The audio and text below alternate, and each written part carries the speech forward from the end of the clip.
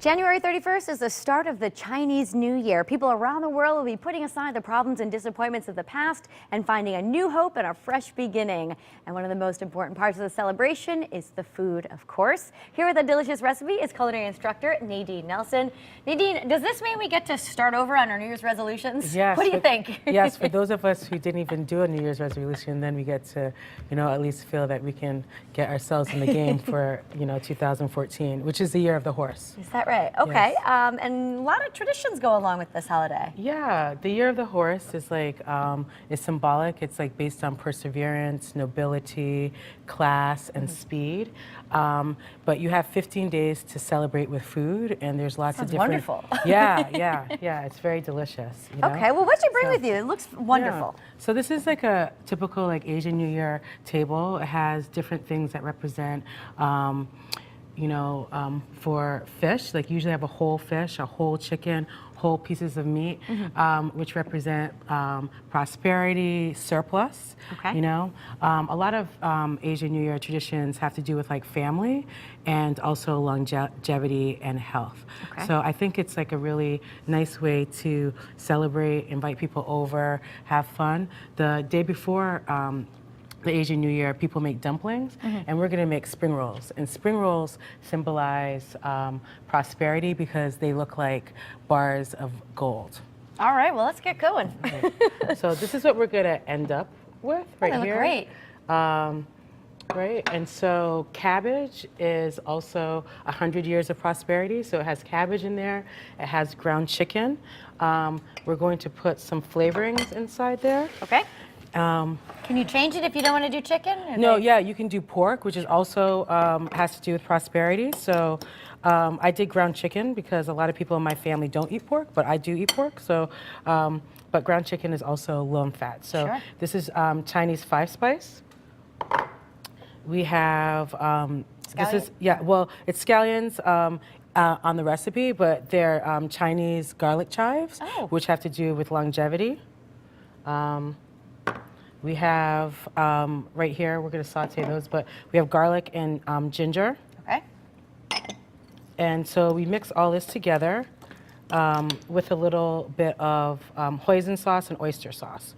So all the exact measurements are in the recipe. All right, and so I have a little bit of oil right here heating up. And we're going to saute and mix this all together. So we're cooking it first before we fry it? Yes, yeah, because like when you fry, you're only frying it for a second, so the inside would not be cooked. Okay. So you want to cook this chicken. And you let it saute some and to cook a little bit down because the vegetables don't have to be cooked a lot because there's cabbage, it's really cut really thinly. There's carrots that are julienne, and then the mushrooms go in last because they take no time whatsoever. So I have some of this already made. So it's already cooked, ready to go. Yeah. All right, so we have two different type of wrappers. We have spring roll wrappers. And you can buy those already made? Yes, you can already have buy these, usually in the produce section of your supermarket. And so I have a piece of wet paper to keep the papers pliable and not dry because they dry out really easily. All right, so you have this right here, and this is an egg roll wrapper. If you can't get the spring roll wrappers, which sometimes are hard to find, you can always find egg roll wrappers. I didn't know there was a difference between egg rolls and spring rolls. So this is thinner. Okay. And this is much thicker. Got it. Right. All right, so you take your filling. Yep, you take your filling, which also has bean sprouts in there too. All right. You're putting it towards the lower corner? Yes, the lower corner. All right, then you go across, kind of like a burrito. Okay. Right, go over. All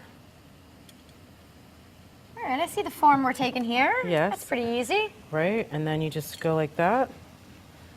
All right, and then you use a little bit of water. Okay. And that kind of that's the glue? Yes. I assume? Okay. Yeah. Just to close it, use your finger. Like that. Easy. All right.